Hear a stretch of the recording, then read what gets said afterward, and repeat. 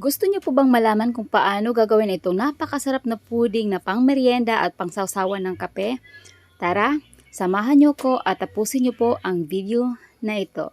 Hi guys! So for today's video ay tuturuan ko po kayo kung paano gumawa ng pudding. So kung hindi niyo po alam, so itong pudding ay ito yung mga paborito ng mga batang 90s. So hanggang ngayon din naman, hinahanap pa rin ito sa mga bakery. So dito po sa amin, sa bake shop po namin sa Aranetas, so ito talaga yung aming best seller na tinapay. So hinahanap talaga dito sa amin. So dahil ngayon wala kaming baker, so ako muna yung gagawin ito.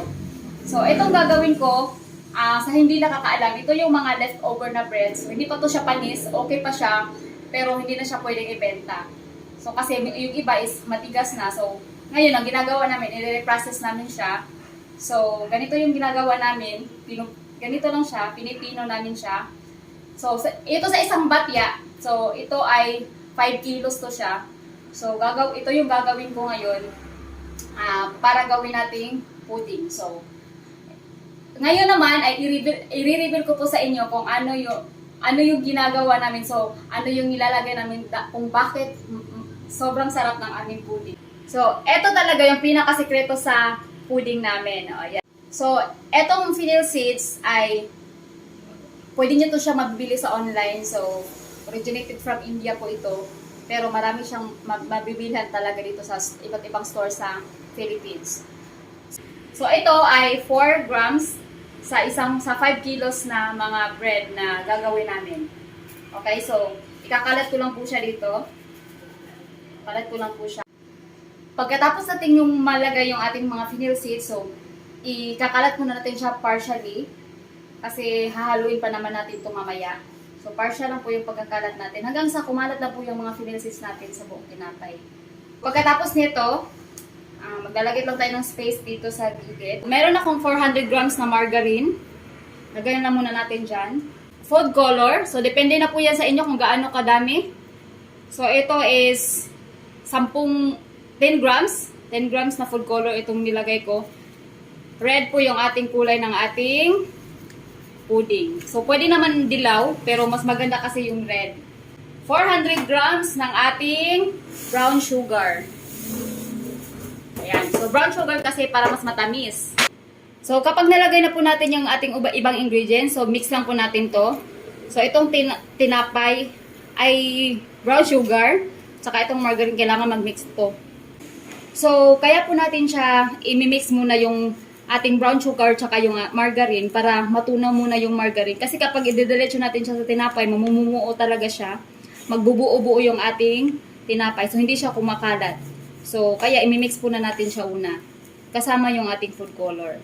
So, okay na to. Natin ng tubig. Ako ng margarine ay vanilla dyan. So, hindi ko na po siya na-videohan. So, pagkatapos, maglalagay na po tayo ng ating tubig. So, sa ganito kadami pong gagawin nating pudding, so, 4 na tag 370 ml ng tubig yung ating ilagay dito.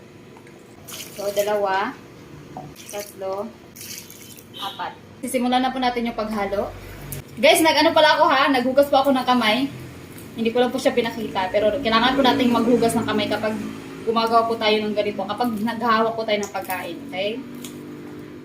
Ganyan na po yung paghalo. So, ano naman, sinubukan naman natin itong magsuot ng gloves. So, hindi talaga kaya pag naka-gloves kapag ganito yung hinahalo natin. So, kaya nagkakamay po tayo. Pero, dapat, humuhugas po tayo ng kamay. Diba? Kasi pagkain to eh. Simulan na po natin, ihalo lahat.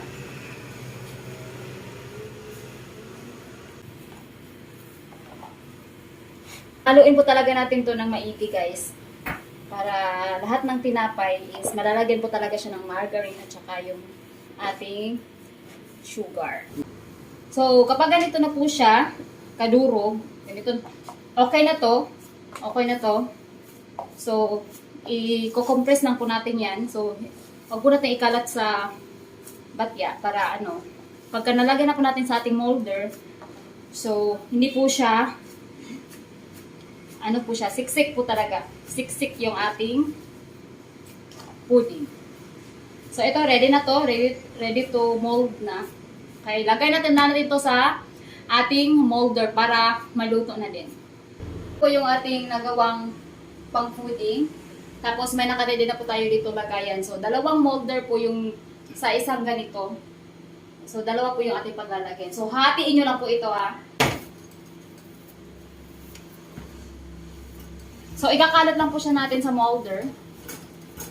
So, dapat yung gilid-gilid, malagyan din ha. So, i-occupy po talaga natin lahat ng space. Pag ganyan, so, okay na po yan, ready to cook na po yan. Sala na po natin siya sa oven. So, ayan guys, preheat lang po natin yung ating oven to 180 degrees bago natin salang yung ating foodie. So, ayan guys, 180 degrees na siya. Salang na natin to.